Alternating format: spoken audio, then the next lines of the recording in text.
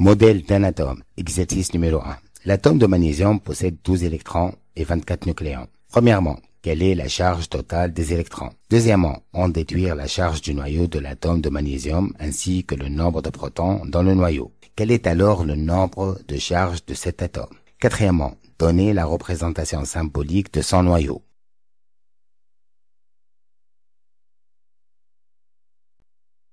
Réponse. Premièrement, Q électron égale à moins Z fois E, égale à 12 fois moins 1,6 10 moins 19. Ça fait moins 1,92 10 moins 18 coulombs.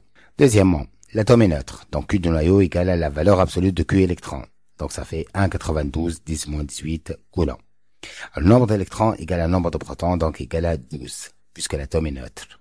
Troisièmement, le nombre de charges est 12. Quatrièmement, alors le symbole est Mg 2412. Exercice numéro 2.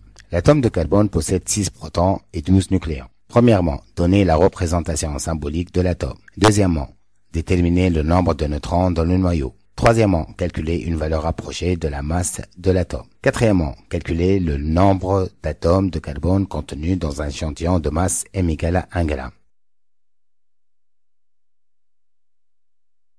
Réponse. Premièrement, alors C, 12, 6. Deuxièmement, on a A égale à Z plus N. Donc N égale à A moins Z. Ça fait 12 moins 6. Ça fait 6 neutrons.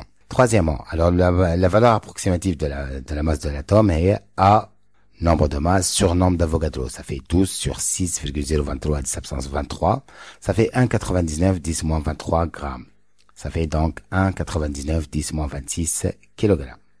Quatrièmement, alors le nombre d'atomes, c'est la masse sur la masse d'un atome. Donc ça fait 1 gramme sur 1,99 10 moins 23. Ça fait 5,025 10 absence 22 atomes. Exercice numéro 3. L'uranium, symbolisé par U, possède 238 nucléons.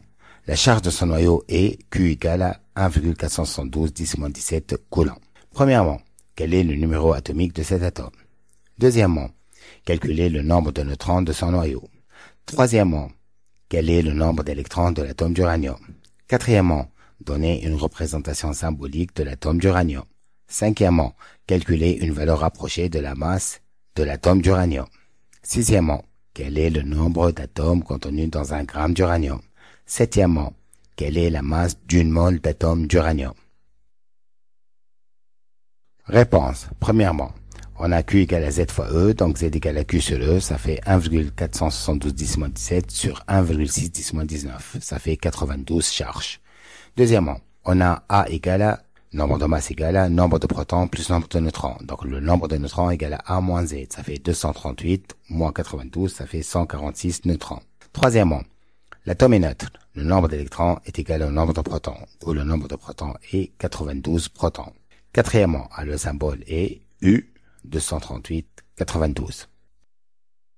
Réponse. Cinquièmement, la masse d'un atome, c'est le nombre de masse sur nombre d'Avogadro, ou le nombre de nucléons sur nombre d'Avogadro. Ça fait 238 sur 6,023 10 absence 23. Ça fait 3,951 10 moins 22 grammes. Autrement dit, 3,951 10 moins 25 kg. Sixièmement, le nombre d'atomes, c'est la masse sur la masse d'un atome. Masse de l'échantillon sur masse de l'atome. Ça fait 1 gramme sur 3,951 10 moins 22. Ça fait 2,531 10 absence 21 atomes. Septièmement, alors, la masse d'une mole, c'est le nombre d'Avogadro fois masse d'un atome. Ça fait 6,023 10 absence 23 fois 3,951 10 moins 22. Ça fait 238 grammes mol moins 1.